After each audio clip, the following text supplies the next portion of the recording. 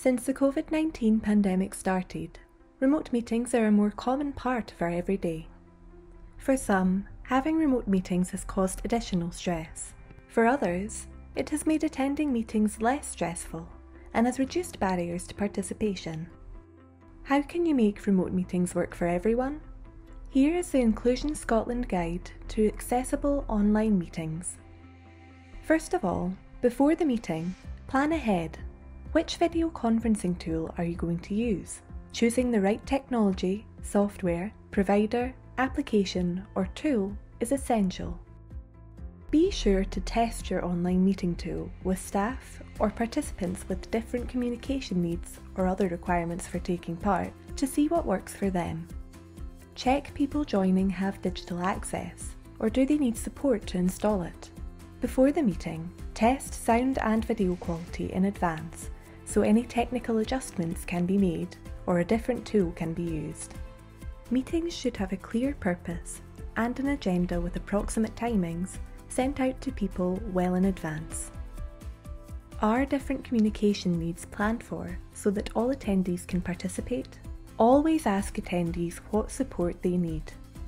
Support for participants who are deaf or hard of hearing may be required. Check with the deaf or hard of hearing person what they need well in advance of the meeting and organise any communication support in plenty of time. For meetings which are formally chaired, it is important for everyone to understand who the chair is and what the expectations are in terms of following their lead. The chair should be aware that inclusion is a priority and that everyone at the meeting can respect others' requirements. Encourage participants to keep contributions brief and to the point, including questions and answers. Speak one at a time. It is hard to understand multiple voices over a remote link, and in many software platforms, this can lead to audio cutting, meaning parts of speech are missed entirely. Ask everyone to keep microphones on mute if they are not speaking, to keep background noise to a minimum. Speak slowly and clearly. Avoid rustling of paper, eating, or talking to someone off camera. Some platforms have a raise hand function. We have found asking everyone to stay on mute and then to use raise hand and unmute when someone wants to speak to be the most effective way of running online meetings, especially with larger groups.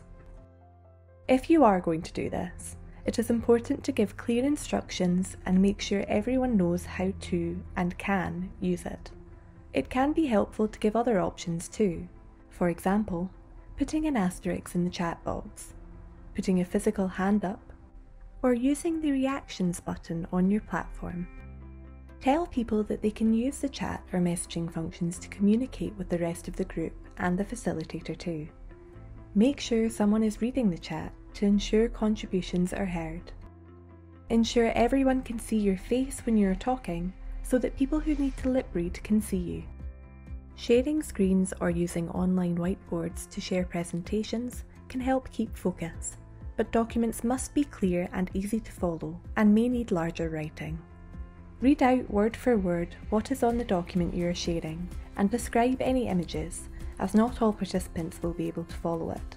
Ensure presentations are sent out to your participants in advance and that they've got it in the right format for them, in case they need time to read and process the information. Allow for comfort breaks in the agenda. Time away from the screen can help people keep focus and reduce fatigue. This is a requirement if communications support workers and paid personal assistants are present. It is very important to give people a range of different ways to give you feedback on the accessibility of the meeting. Polls and surveys are useful ways to gather feedback, but a phone call could work as well. After the meeting, listen and respond to feedback from participants and make any changes asked for.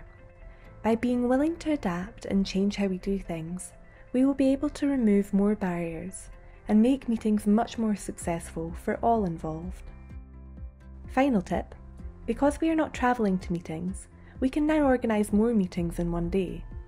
This might not always be productive and can add to feelings of stress, so don't pack in too many online meetings.